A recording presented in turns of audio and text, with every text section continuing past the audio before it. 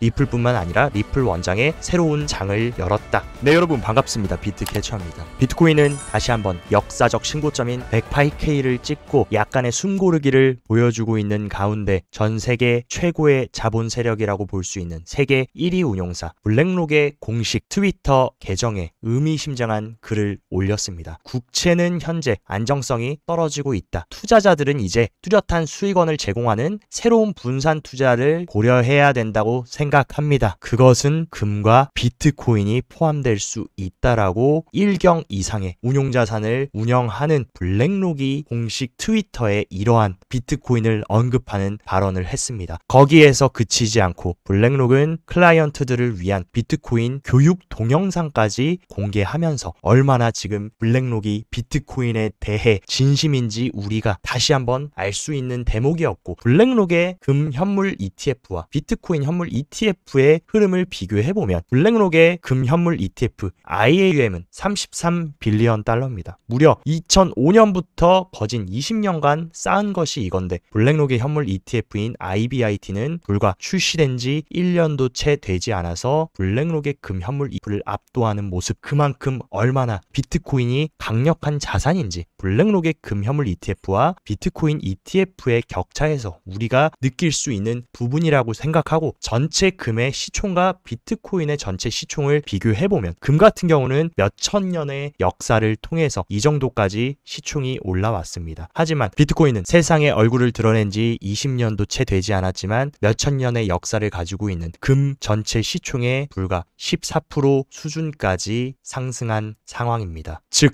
향후 머지않아서 갤럭시 디지털의 크립토 거장인 마이크 노보그라츠 또한 5년에서 8년 뒤에는 비트코인 시총이 금 시총을 따라잡을 것을 예언하고 있습니다. 결국에 비트코인이 전 세계에서 가장 큰 시총 자산이 되는 것은 시간 문제라는 것을 다시 한번 시사를 해주고 있는 상황입니다. 그리고 현재는 어쨌든 내일 가장 중요한 FOMC를 앞두고 미국의 소매 판매 지표가 발표됐는데 11월 달에 소매 판매가 한 달 동안 0.7% 상승하면서 미국의 GDP 70%를 차지하고 있는 소비 심리가 견고하다라는 것을 보여줬고, 미국의 경기가 강하다라는 것을 또 한번 증명했습니다. 그에 따라서 내일 있을 12월 올해 마지막 FOMC에서 0.25% 금리 인하 확률은 95%까지 상승하면서 현재 또 한 번의 미국의 금리 인하가 기정사실화되고 있는 분위기로 흘러갑니다. 하지만 어쨌든 이번 FOMC에서는 금리 인하도 중요하지만 향후 파월 연준 의장의 통화정책의 방향성 어떻게 흘러갈 건지 그의 입에 우리는 주목을 해야 됩니다. 그래서 연준의 비공식 대변인이라고 불리는 닉 티밀하우스 기자는 연준의 2025년 전망은 딱 두 가지 결정적인 논쟁에 달려있다. 첫 번째, 팬데믹 이후 경제의 중립금리. 파월도 얘기한 이제는 금리가 저금리로 가기보다는 중립금리에서 오래 머물 수 있다라는 거, 이 부분을 중요하게 봐야 된다라고 얘기했고, 이제 트럼프 정부가 들어서기 때문에 정책이 변화하는 흐름, 그에 따른 인플레이션 전망과 그 주변의 위험들을 어떻게 파월이 생각하고 있는지 이 부분을 우리가 잘 체크해야 된다라고 말씀드리고 싶습니다. 그리고 매크로의 움직임이 더 중요한 이유는 뭡니까? 대표적인 미증시 지수인 S&P 500과 비트코인의 코렐레이션을 체크해보면 상관관계가 83%까지 올라가면서 미국 증시와 비트코인은 현재 같이 간다라고 해도 과언이 아니다. 그렇기 때문에 매크로 흐름이 좋아야 S&P 500도 지금의 강력한 모습을 지속적으로 유지해주면서 비트코인도 같은 궤를 따라가는 그런 긍정적인 흐름을 기대해볼 수 있기 때문에 내일 FOMC의 금리 인하와 파월이 어떻게 향후에 통화정책을 수립할 것인지에 대한 부분도 여러분들이 잘 체크하시면서 대응해 나가시면 좋을 것 같습니다. 미국의 의원들은 트럼프 행정부가 21세기 금융혁신 기술법과 스테이블코인 법안 통과를 목표로 한다라고 얘기하면서 FIT21은 가장 핵심 골자가 뭡니까? 금융상품, 증권으로 간주되던 비트코인을 증권이 아닌 상품으로 인정하는 그런 것이 FAT21 법안이다. 이것이 통과되면 이제 더 이상 증권법의 견제에서 해방되고 상품으로 인정받을 수 있는 매우 중요한 사안인데, 이것과 그리고 현재 크립토 시장의 가장 중요한 디지털 달러, 스테이블 비트코인 법안까지 통과되면서 초당적인 합의가 진행될 수 있는 기대감을 키우고 있는 상황입니다. 그리고 또 고무적인 소식이 들렸는데 비트코인 정책연구소가 트럼프 대통령을 위한 전략적 비트코인 행정명령 초안을 작성했습니다. 물론 비트코인 정책연구소는 비영리 기관으로 싱크탱크로서 특히 정부 관계자, 정책 입안자들에게 적극적으로 비트코인 가치와 잠재적인 그런 역할들을 설득하는 기관이다. 이런 기관이 지금 비트코인 비축을 촉구하고 있다라는 거, 충분히 정책 의사결정자들에게 중요한 영향을 미칠 것으로 보이고 있고, 트럼프는 계속해서 크립토 시장의 핵심 플레이어들과 회동하면서 가상자산 산업 혁신 추진에 대한 논의들을 지속해서 이어가고 있습니다. 이런 식으로 트럼프의 크립토 시장 사랑은 우리가 계속해서 확인할 수 있는 부분이고, 그런 움직임에 따라서 펜실베니아주, 텍사스주에 이어서 오하이오주 또한 비트코인 전략적 준비금 조성 법안을 제출하면서 하나 둘씩 미국의 개별 주들에서도 비트코인을 전략적 준비금으로 채택하는 움직임이 가속화되고 있는 상황입니다. 그리고 굉장히 중요한 소식, 미국의 크립토 차르로 지명된 데이비드 sak스가 이번 주 국회를 방문한다라고 얘기했고, 미국 국회의사당에서 국회의원들과 회의를 진행할 거다. 근데 어떤 회의 진행하겠습니까? 가상자산 친화적인 정책 방향에 대한 얘기들 할 거고, 또다시 미국의 비트코인 준비금 채택에 대한 얘기들을 나눌 수밖에 없다. 그리고 실제로 오늘 굉장히 중요한 소식이 들렸는데, 비트코인 준비금 비축 법안을 처음 발의한 신시아 루미스 상원 의원이 2025년은 비트코인과 디지털 자산의 해가 될 것이라고 얘기하면서 이번 크립토와 AI 차르로 지명된 데이비드 sak스와 만남을 가졌습니다. 그러면서 저의 포괄적인 디지털 자산 법안과 전략적 비트코인 비축을 통과시키기 위해 데이비드 sak스와 긴밀히 협력할 수 있기를 기대한다. 이 여자가 2025년이 비트코인과 디지털 자산의 해가 될 것이라는 확신이 있는 이유 뭐겠습니까? 결국 이런 높으신 분들의 의중을 지금 너무나 잘 알고 있는 상황이고, 그냥 단순히 뇌피셜로 얘기하는 게 아니라 그들이 지금 비트코인을 두고 어떤 정책 방향성을 가지고 갈지 너무나 잘 알고 있기 때문에 이러한 발언들을 하는 것이라고 생각합니다. 그리고 비트와이즈의 매트 호건 또한 만약에 미국이 비트코인 전략 준비금 채택을 한다라고 하면 무려 50만 달러까지, 현재 해봐야 비트코인은 10만 달러입니다. 근데 미국이 전략 준비금 채택하면 지금 가격에서 5배까지 중장기적으로 상승시킬 수 있는 어마어마한 수요가 발생될 것이라고 얘기를 했고, 그런 일이 발생하면은 올해 상승은 매우 온순해 보일 정도로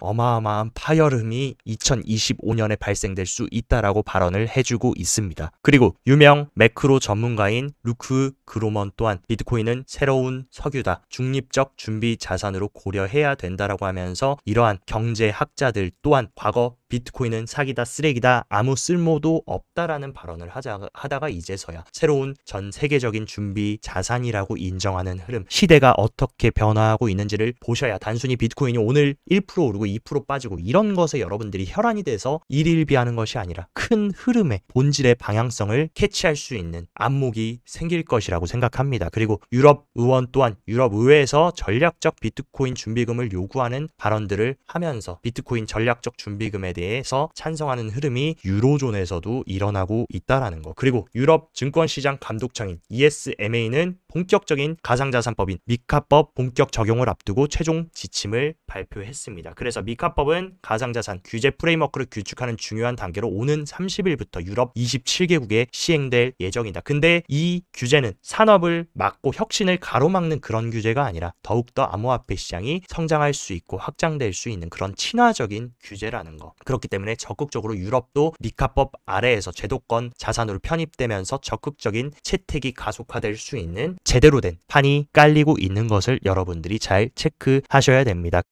최근 비트코인보다 조금 의미 있는 모습을 보여주고 있는 이더리움 또한 트럼프 정부 하에서 규제 장벽이 완화되면 현재 이더리움 현물 ETF는 스테이킹 기능이 제외되어 있지만 스테이킹 기능이 트럼프 정부 하에서 추가될 수 있고, 만약에 이더리움의 가장 큰 장점인 스테이킹 기능이 ETF에 추가된다라고 하면 더욱더 많은 기관들의 채택을 촉진할 수 있고 강력한 흐름을 보여줄 수 있다라고 관측을 하고 있습니다. 그리고 비트와이즈 또한 2025년은 이더리움의 비트코인의 부흥을 예측하면서 현재 지금 100조 달러 규모의 토큰화 시장 RWA 시장에 힘을 입어서 이더리움 또한 강세 흐름을 보여줄 수 있을 것으로 이더리움에 대한 불리시한 관점도 다시 제기가 되고 있는 상황입니다. 그리고 우리가 또 주목해야 되는 건 이번에 리플의 자체 스테이블 코인 발행으로 인해서 리플에 대한 수요도 어마어마하게 상승을 하고 있고, 리플의 스테이블 코인 RLUSD의 장점은 뭡니까? 리플의 스테이블 코인을 거래하면 XRP를 소각하게 된다. 그렇기 때문에 두 자산은 서로 얽혀 있고 이러한 연관성은 리플의 가치를 더욱더 높일 수 있는 굉장히 중요한 메커니즘입니다. 그에 따라서 리플의 CEO 브래드 갈링 하우스도 RLUSD가 이런 핵심적인 대형 거래소에 상장되었다라는 소식을 알리면서 RLUSD 출시는 700억 달러 이상의 결제 흐름에 사용되는 리플뿐만 아니라 리플 원장의 새로운 장을 열었다. 그렇기 때문에 본격적으로 리플도 스테이블 코인을 출시하면서 전 세계 금융결제 시장에서 핵심적인 역할을 가져가려고 하고 있습니다. 그리고 리플의 배후에는 누가 있습니까? 일본의 최대 금융기업인 SBI가 리플의 투자자고, 실제 리플사와 SBI 홀딩스는 리플 아시아를 통해서 파트너십을 체결하고 있고, 실제로 현재 리플넷을 통해서 금융기관과 직접 연결해서 40개 이상의 통화로 70개 이상의 국가에 실질적인 송금을 수행하고 있습니다. 근데 SBI는 또 최근에 어떤 회사와 파트너십을 맺었습니까? 미국발 스테이블코인 발행사 그리고 블랙록이 배후에 있는 서클과 SBI가 정식으로 파트너십을 맺으면서 USDC 유통을 촉진하고 적극적으로 웹3 서비스 혁신과 도약 USDC 전략적 확장을 작년부터 약속을 지었습니다. 여기서 여러분들이 또 놓치면 안 되는 사실, 과거 SBI의 모회사는 누구였습니까? 바로 소프트뱅크였다. 근데 소프트뱅크의 손정희 회장이 이번에 또 트럼프를 만나서 143조 원 규모의 대미 투자 계획을 발표했고, 이런 낙수 효과를 SBI도 충분히 받을 수 있고, 리플 또한 의미 있는 트럼프의 지원과 미국의 지원을 받을 수 있는 프로젝트이기 때문에 리플의 움직임 또한 우리가 계속 추적해 나가셔야 된다라고 말씀을 드리고 싶습니다. 그리고 또 세계 1위 거래소인 바이낸스 같은 경우는 바이낸스 알파 프로젝트를 런칭하면서 성장 잠재력이 있는 초기 단계의 암호화폐 프로젝트를 집중 조명하는 새로운 플랫폼을 출시했고, 이번에 공식적으로 발표된 거 바이낸스 알파에서 현재 소개할 5개의 프로젝트 중 3개가 당연히 바이낸스 자체 플랫폼인 BNB, 그리고 1개가 솔라나, 이 2개가 추가됐다라는 거, 현재 가장 뜨겁게 관심을 받고 있는 대세 레이어 1인 솔라나와 레이어 2의 대장으로 떠오르고 있는 베이스 프로토콜까지 우리가 주목해야 된다라는 힌트를 바이낸스가 던져주고 있습니다. 그리고 또 제가 지속적으로 강조드렸던 테더가 한 달 만에 앱토스 네트워크에서 1억 4천만 USDT를 채굴했고, 2024년 앱토스의 온체인 활동이 무려 10배 가까이 증가하면서 과거 솔라나, 수이 이런 생태계들이 확장이 되면서 가격이 상승했을 때 네트워크와 온체인 활동이 급증하면서 가격도 비슷한 흐름을 보여줬는데, 그러한 모습을 지금 앱토스도 보여주면서 성장하고 있는 모습, 앱토스도 지속적으로 우리가 트래킹해야 된다라는 사실 여러분들이 체크를 하시고요.